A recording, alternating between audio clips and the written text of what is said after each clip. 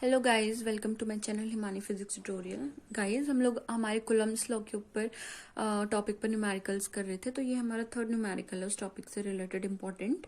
तो वो क्वेश्चन हमारा है कि हमारे पास 2 पॉइंट चार्जेस हैं जो कि एयर में 5 सेंटीमीटर के डिस्टेंस पर रखे हुए हैं। 2 point charges are kept in air at a distance of 5 centimetre. ये जो चार्जेस हैं इन दोनों के बीच की जो डिस्टेंस है वो 5 सेंटीमीटर है। ओके, इनके बीच की दो चार्जेस हमने पॉइंट चार्जेस एयर में रखे हुए, इनके बीच का जो सेपरेशन है वो है 5 सेंटीमीटर का। If a medium of dielectric constant, हमारा 25 है dielectric constant. Medium of dielectric constant 25, that is के हमारा डाइलेक्ट्रिक कांस्टेंट होता है, उसकी वैल्यू 25 है। एंड थिकनेस ये जो मीडियम हमने रखा इनके बीच में, इसका जो डाइलेक्ट्रिक कांस्टेंट के है वो हमारे 25 है। एंड क्योंकि 25 इसलिए ये हमारा रेशियो होता है और रेशियो की कोई यूनिट नहीं होती है। Ratio is a unitless, dielectric is a unitless because it's a constant. और इसकी जो थिकनेस है, ये जो मीडियम हमने रखा है वो है हमारी 2 centimetre. Okay, thickness 2 centimetre is kept between them. Then what is the ratio of initial and final force. इसे रखने से पहले की फोर्स इन दोनों के बीच में और इसे रखने के बाद की जो फोर्स होगी, उन फोर्सेस का हमें रेशियो फाइंड आउट करना है। तो इससे करने से पहले हमारे पास एक टॉपिक होता है, एक फॉर्मूला होता है, हमें वो समझना जरूरी है। तो देखते हैं वो फॉर्मूला क्या होता है। तो वो फॉर्मूला हमारा ये है कि अगर if a dielectric medium of thickness T, और ये जो थिकनेस होगी ये इससे छोटी होगी आर से, ये जो डिस्टेंस है इससे छोटी होगी, T smaller than R, and dielectric constant K is placed between the charges. तो अगर कोई भी डाइलेक्ट्रिक मीडियम हमारे किसी चार्जेस के बीच में रखा जाता है जिसकी थिकनेस टी है, तो उसका जो फोर्स होता है वो किस फॉर्मूले से दिया जाता है, 1/4πε0 Q1 × Q2 upon R - T plus T root के होल स्क्वायर। तो यही फॉर्मूला हमारा, जो क्वेश्चन हम बात कर रहे हैं जिस क्वेश्चन पे, उस क्वेश्चन पे ये फॉलो होगा। ये जो फॉर्मूला है उसे हम यहाँ वहां पे यूज करेंगे। तो ये फॉर्मूला आपको बेसिकली याद करना पड़ेगा। ओके, तो बात करते हैं हम अब सॉल्यूशन की इस क्वेश्चन की। ठीक है, तो देखिए केस 1 जो हमारा इनिशियल केस है, क्योंकि उसने इनिशियल और फाइनल का पूछा हुआ है, तो केस 1 जो है वो हमारा इनिशियल फोर्स के लिए है। ऑलराइट, और ये हमारा केस 2 है, ये हमारी फाइनल फोर्स के लिए है। ओके, तो देखिए ये हमसे कहता है केस 1, हमें पता है कि जो हमारा कुलम्स लॉ होता है वो अगर हमारा कोई भी मीडियम नहीं होता है तो बेसिकली हमारा कुलम्स लॉ होता है 1/4πε0। इस हमने F1 ले लिया है, पहले वाले की बात कर रहे हैं इनिशियल की, तो F1 is equals to 1/4πε0 Q1 × Q2 upon R square. Okay, now अब हम फाइनल फोर्स की बात करते हैं। जब हमने ये चीज इंट्रोड्यूस कर ली और हमने फॉर्मूला बोला था, हमारा होता है formula F2 is equals to 1/4πε0 Q1 × Q2 upon R - T plus T into √K का होल स्क्वायर। ओके गाइज, यहाँ पे क्वेश्चन में एक करेक्शन कीजिएगा, ये जो थिकनेस है हमारी वो 2/5 सेंटीमीटर है। ओके, मैंने क्रॉस चेक किया था बुक में, तो वो जो है हमारा बुक में जो क्वेश्चन है वो 2/5 सेंटीमीटर इसकी थिकनेस है। तो देखिए गाइस, हम क्या करेंगे, अब हमारे पास F1 आ गया और F2 आ गया।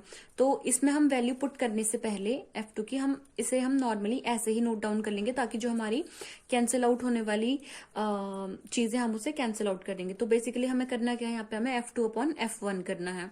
तो हमें बताना है कि final force and initial force का बोला है, तो फाइनल फोर्स हमारी न्यूमरेटर में आएगी और इनिशियल फोर्स हमारी डिनोमिनेटर में आएगी।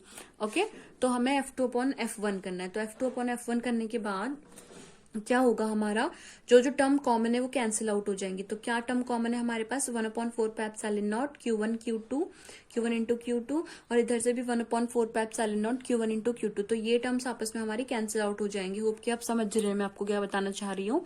अगर आपको दिक्कत होती है इस पर तो आप एक बार इसे रफ में करके देख सकते हैं। ठीक है, और हमारे पास यहाँ से क्या बचता है, F2 में से हमारे पास बचेगा ठीक है, F2 में हमारे पास रहेगा, क्योंकि F2 अपॉन F1 और ये दोनों एक दूसरे के डिनोमिनेटर में है, तो ये चीज हमारी F2 के डिनोमिनेटर का मतलब 1/F2 की जो वैल्यू है वो है 1/R - T plus T √K का होल स्क्वायर। ठीक है, ये K का नहीं, ये पूरे का होल स्क्वायर है।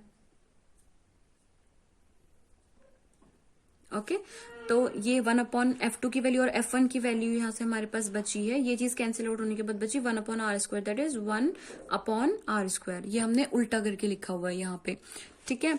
तो जो जो चीजें हमारी कैंसिल हो रही है हम उन्हें कैंसिल कर देंगे। देखिए यहाँ पर हमारा क्या होगा, अगर हम इस ब्रैकेट को खोलेंगे तो ऑब्वियसली हमारे पास R² एक टर्म आएगी, तो R² टर्म आएगी तो इसका मतलब हमारे पास हमने R² बाहर ले लिया, तो ये दोनों आपस में कैंसिल आउट हो जाएंगी और हमारे पास बचेगा 1/1 - t + t √k का होल, इस पूरे का होल का स्क्वायर। अब हम रखेंगे हमारी वैल्यूज, तो 1 ये कैंसिल आउट हो गया तो यहाँ पे बचा 1, तो 1/1 - t हमारे पास थिकनेस थी 2/5 सेंटीमीटर, ओके। एंड जो हमारा फिर से थिकनेस 2/5 और जो हमारा डाइलेक्ट्रिक कांस्टेंट था इसकी वैल्यू थी 25, तो इसे सॉल्व करने के बाद हमारे पास आता है 1/3 - 2/5 का होल स्क्वायर। इसे सॉल्व करेंगे तो हमारे पास आएगा F2/F1 जो आएगा बचेगा हमारे पास 1/13/5 का होल स्क्वायर। 13 का स्क्वायर इज 169, 5 का स्क्वायर इज 25, तो हमारा ये जो आएगा F2/F1 फाइनल अपॉन इनिशियल, ये है हमारी final force, final force upon initial force, ये हमारे पास आई है F2/F1 दैट इज 1/13/5 का whole square which is equal to 25/169। Next question हम देखते हैं हमारा, ये जो नेक्स्ट क्वेश्चन है ये हमारा डाइलेक्ट्रिक कांस्टेंट पे बेस्ड है। तो डाइलेक्ट्रिक कांस्टेंट आपको पता है कि हमारा रेशियो होता है हमारा permittivity of the medium with respect to air और वैक्यूम का, दैट इज ε/ε0 का ये एक रेशियो होता है। एंड हमें क्वेश्चन में ये पूछा हुआ है कि अगर फोर्स बिटवीन 2 पॉइंट चार्जेस हमारी जो मीडियम की वो 4 न्यूटन है, अब हमें यहाँ पे फोर्स ऑलरेडी दे रखी है, ठीक है, F दे रखा है, और जो हमारा मीडियम, अच्छा दो चार्जेस के बीच में अगर मीडियम है तो उनकी फोर्स 4 न्यूटन है, एंड अगर उनके बीच में एयर है तो उनकी फोर्स 10 न्यूटन है। तो हमें K की वैल्यू फाइंड आउट करनी है, तो ऑब्वियसली ठीक है, तो क्या होता है हमारा जो पहली कंडीशन, अगर कोई मीडियम नहीं है तो फॉर्मूला होता है हमारा F0 is equals to 1/4πε0 Q1 × Q2/R²। अगर मीडियम आ जाता है तो F is equals to 1/4πε0 × K। देखिए फॉर्मूला होता है हमारा एप्सिलॉन 1/4πε होता है फॉर्मूला, और एप्सिलॉन की जो वैल्यू होती है वो होती है ε0 × K। अगर हमारा कोई भी मीडियम नहीं होता है तो ये एप्सिलॉन हमारा ε0 होता है, ओके। तो फोर्स आई 1/4πε0 × K, Q1 × Q2/R²। तो हम क्या करेंगे, हम करेंगे कि हमारा जो F0/K टाइम्स कम हो जाती है, ठीक है। तो फिर जो हमारी अगर हमारा कोई भी मीडियम नहीं होता है तो वो K टाइम्स कम हो जाती है, जितनी उसकी डाइलेक्ट्रिक कांस्टेंट है वो टाइम्स कम हो जाती है, तो F0/K is equals to F हो जाएगा यहाँ से। तो जो हमारा डाइलेक्ट्रिक कांस्टेंट आएगा वो हो जाएगा F0/F, जो कि हमारी वैल्यूज गिवन है, तो इसका मतलब हमारा जो आंसर आया वो है 2.5। तो डाइलेक्ट्रिक कांस्टेंट की वैल्यू यहाँ पर हमारी 2.5 आई, ठीक है। तो जो नेक्स्ट टॉपिक है हमारा वो हमारा प्रिंसिपल ऑफ सुपरपोजिशन पर बेस्ड है, ठीक है। प्रिंसिपल ऑफ सुपरपोजिशन मतलब जहां पर हमारी नेट फोर्सेस मीट करती हैं या किसी पर्टिकुलर पॉइंट पे हमारा जो भी फोर्सेस लग रही होती हैं। तो देखिए आपके स्क्रीन पर आपको एक क्वेश्चन दिख रहा है कि 4 पॉइंट चार्जेस हैं +5 microcoulomb, +2 microcoulomb, +2 microcoulomb and -2 microcoulomb are kept at a corner of a square of diagonal 2 metre, ठीक है। एक स्क्वायर है जिसके कॉर्नर्स पर 4 हमारे चार्जेस रखे हुए हैं, ठीक है, जिनकी जो मैग्नीट्यूड है वो है +5 माइक्रोकुलम्ब, +2 माइक्रोकुलम्ब, +2 माइक्रोकुलम्ब एंड -2 माइक्रोकुलम्ब, ठीक है। और इनका जो डायगोनल है, उनकी जो हमारी डिस्टेंस है वो हमारी 2 मीटर के डायगोनल है हमारी, ठीक है। तो क्वेश्चन में हमसे क्या फाइंड आउट करने के लिए बोल रहा है, वो बोल रहा है कि जो सेंटर पे 1 कूलम्ब चार्ज रखा हुआ है, फाइंड द नेट फोर्स, इस पे कितनी फोर्स लग रही है, इन चारों की वजह से जो हमारे सेंटर पे चार्ज रखा हुआ है उस पे कितनी फोर्स लग रही है वो हमें फाइंड आउट करना है। तो क्वेश्चन में बेसिकली हमसे ये पूछ रहे कि find the net force acting on a charge 1 microcoulomb at the centre of the square, that is यहाँ पे जो हमें चार्ज दे रखी है वो हमारी 1 माइक्रोकुलम है, ठीक है। तो हम क्या करेंगे, सबसे पहले हमारी हमारी इस पर कितनी फोर्स लगा रहा है वो हम देखेंगे, ठीक है। तो इन दोनों के बीच में ये +1 माइक्रोकुलम्ब है, ठीक है। तो पहला होगा हमारा एफ ए हमारी कितनी लगेगी 1/4πε0 Q1 Q2/R²। तो हमारी क्या होगी, ये पूरी अगर हमारा कितना है 2 सेंटीमीटर है, तो ये वाला पार्ट और ये वाला पार्ट हमारा, ये भी 1 सेंटीमीटर होगा, ये भी 1 सेंटीमीटर होगा, क्योंकि ये सेंटर है डायगोनल का। तो 1 1, तो ये पूरा हमारा 2 सेंटीमीटर हो जाएगा। तो इन दोनों के बीच में अभी हमारी फाइंड आउट होनी है, ये और ये। तो इन दोनों के बीच में कूलम्ब्स लगाएंगे, तो हमारी 1/4 पाई एप्सिलॉन नॉट की वैल्यू होती है 9 × 10⁹। ठीक है, 1/4 पाई एप्सिलॉन नॉट Q1 कितना है हमारे पास। अच्छा ठीक है, एक और चीज, 1 micro coulomb is equals to 10⁻⁻6 metres. ठीक है, 1 माइक्रो कूलम्ब की वैल्यू होती है 10⁻6 मीटर, और हमें इसे मीटर में चेंज करना है। तो हम क्या करेंगे, सॉरी मीटर नहीं, it's 1 micro coulomb is 10⁻6 coulomb. Sorry, I mistaken, I have said that. Okay, तो ये होती है, अब हमें इसे कुलम में चेंज करना होता है, क्योंकि वो हमारी एसआई यूनिट है। तो यहाँ पे 5 माइक्रो कुलम है, इसका मतलब कितने कुलम चार्ज है, 5 × 10⁻6 कुलम। एंड ये हमारा 1 माइक्रो कुलम है, दैट इज 1 × 10⁻6 माइक्रो कुलम। और इन दोनों के बीच की जो डिस्टेंस है वो है 1, दैट इज r² होता है। तो ये 1 है, तो 1 का स्क्वायर। तो एफ ए हमारी लगा रहे हैं 9 × 10⁹ इंटू 5 × 10⁻6 इंटू 1 × 10⁻6 अपॉन 1²। तो इसे सॉल्व करने के बाद हमारी जो टोटल फोर्स आ रही है एफ ए, वो है 9 × 5 × 10⁻³ न्यूटन फोर्स आ रही है। ठीक है, और इसी तरीके से हमारी बी वाली, ये जो है बी वाली की इस पर निकालेंगे, दैट इज इन दोनों के बीच की। अब ये हमारा है 2 माइक्रो कूलम्ब और ये है 1 माइक्रो कूलम्ब। फिर से इन दोनों के बीच की डिस्टेंस 1 सेंटीमीटर 1 सेंटीमीटर। तो अब बात हो रही है यहाँ पर सेंटर वाले की और बी वाले की बात हो रही है। ठीक है, तो इसी तरीके से सॉल्व करने के बाद ये आई हमारी 9 × 2 × 10⁻³ न्यूटन। इसी तरीके से ये वाली इन दोनों की सी, और जो हमारे सेंटर पे है ये वाली जो है इन दोनों के बीच पे, ये वाला इस पे कितनी फोर्स लगा रहा है, दैट इज इन दोनों के बीच में कूलम्बिक फोर्स कितनी है, वो है हमारी 9 × 2 × 10⁻³ न्यूटन। अगेन सिमिलरली ये वाली भी हमारी 9 × 2 × 10⁻³ न्यूटन। अब ये जो चारों फोर्सेज हैं, ठीक है, अब हम क्या करेंगे, एक एक करके पहले इन दोनों के बीच का फाइंड आउट करेंगे इस पर, फिर इन दोनों के बीच का इस पर फाइंड आउट करेंगे। तो हमारी ये दोनों जो इस पे फोर्स लगा रही हैं वो हमारी होगी F1। ठीक है, अब देखिए ये दोनों आपस में पॉजिटिव है, ये दोनों आपस में पॉजिटिव है, और ये दोनों भी आपस में पॉजिटिव है। ठीक है, और हमें पता है कि जो हमारे पॉजिटिव चार्जेस होते हैं वो आपस में रिपेल करते हैं। रिपेल करेंगे तो दोनों का जो मैग्नीट्यूड होगा वो क्या हो जाएगा, कम होते रहेगा। रिपल्शन होगा तो, अगर अट्रैक्शन होगा तो मैग्नीट्यूड बढ़ेगा, ऐड होंगे। अगर रिपल्शन होगा तो उनकी जो फोर्सेज है वो घटेंगी। ठीक है, फोर्स का इफेक्ट कम होगा। ऑब्वियसली बात है, अगर कोई चीज हमारी अट्रैक्ट हो रही है तो उनके बीच की जो फोर्स होगी वो स्ट्रांग होगी। अगर रिपेल हो रही है तो उन दोनों के बीच में फोर्स ऑफ अट्रैक्शन वीक होगा। तो इसीलिए इन दोनों का जो नेट हमारा इस पे लग रहा होगा वो हमारी होगी FA - FC। जो F1 इस पे लग रही होगी, इन दोनों की वजह से जो फोर्स लग रही होगी सेंटर पे, वो हमारी होगी FA - FC। ठीक है, तो ये FA - FC होगी हमारी F1। इसी तरीके से अब देखिए यहाँ पर केस थोड़ा अलग है, ये हमारी पॉजिटिव है, ये हमारी नेगेटिव है। तो जो FB और FD है ये दोनों आपस में ऐड होंगी। ठीक है, तो इसी तरीके से जो हमारी F2 होगी वो हमारी आपस में ऐड होगी। तो ये हो गई F1 हो गई हमारी FA - FC, और F2 हो गई हमारी F1 = FA - FC।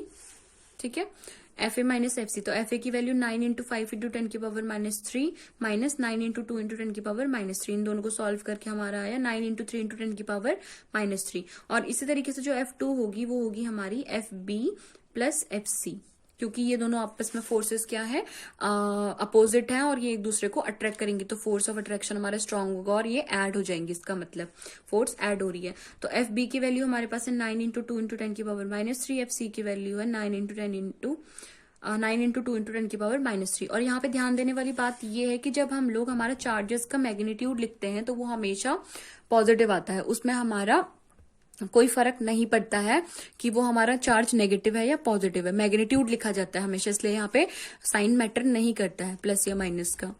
तो हमारी F1 और F2 आ गई। तो देयरफॉर हमारा जो रिजल्टेंट फोर्स होगा वो सुपरपोजिशन प्रिंसिपल से हमारा कितना होगा, और F resultant which is equals to √ F1² + F2² + F1 F2 cos theta. और यहाँ पे थीटा जो है 90 डिग्री है। F1 और F2 के बीच का एंगल, F1 हमारी फोर्स इधर को है और F2 हमारी फोर्स इधर को, तो इन दोनों के बीच का जो एंगल है वो है 90 डिग्री।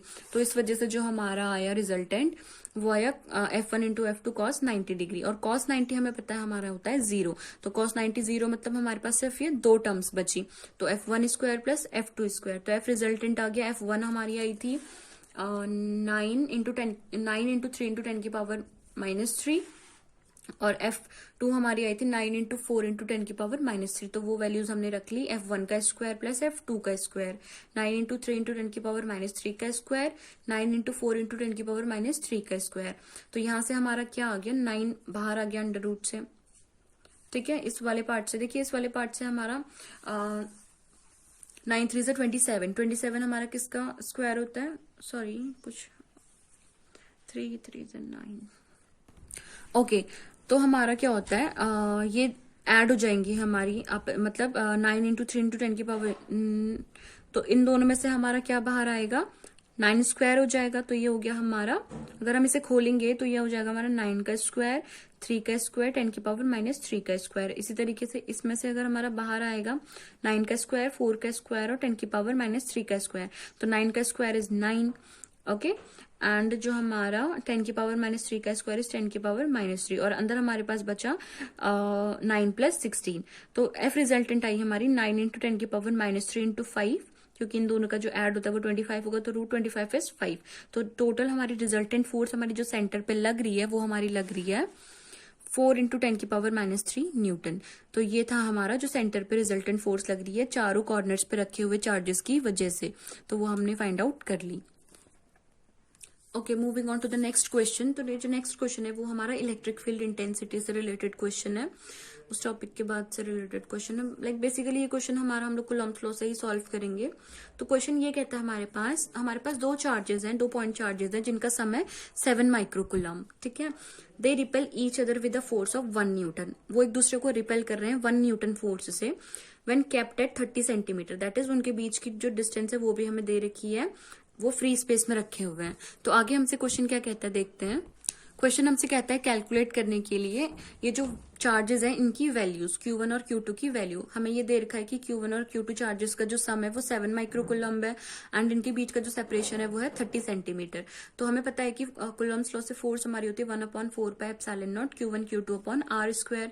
मान लीजिए कि Q1 हमारा x है, ठीक है, ये चार्ज हमारा x है, तो ये चार्ज हमारा क्या हो जाएगा 7 - x, क्योंकि अगर हम इन दोनों को ऐड करेंगे तो हमारे पास ऑब्वियसली 7 आएगा, क्योंकि x से x कैंसिल हो जाएगा, क्योंकि इन दोनों का जो सम है वो 7 है। तो एक x हुई तो दूसरी 7 - x हुई। तो इसी तरीके से अगर हम वैल्यूज रखते हैं 1/4πε0 की वैल्यू होती है 9 × 10⁹।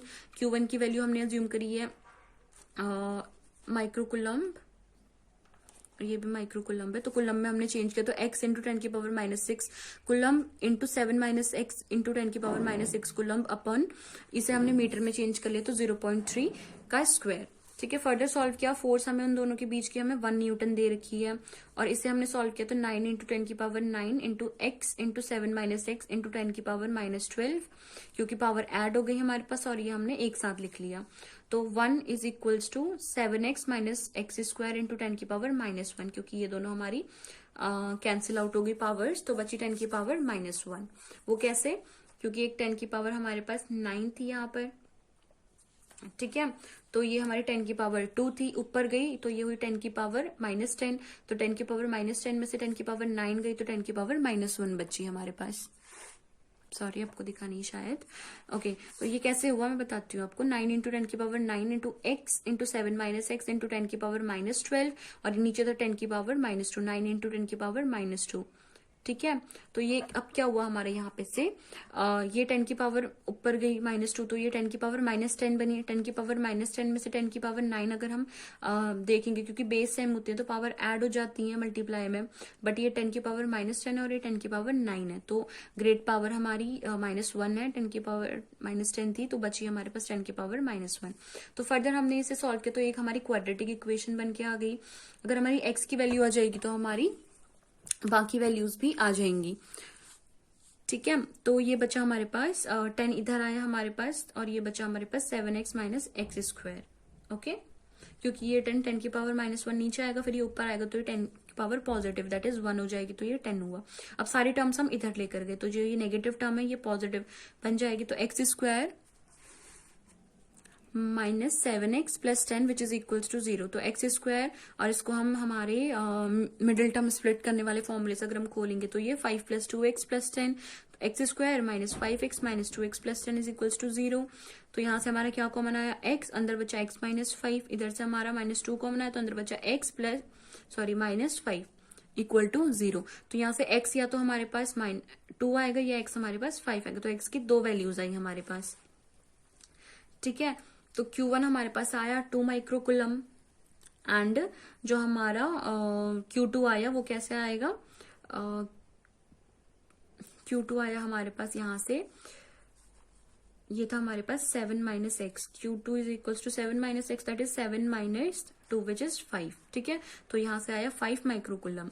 अगर इसी तरीके से अगर हम Q1 को 5 मानेंगे तो Q1 अगर हमारा 5 माइक्रोकुलम होगा तो यहाँ से हमारा Q2 हमारा 2 माइक्रोकुलम होगा, ठीक है। तो ये था हमारा क्वेश्चन इससे रिलेटेड।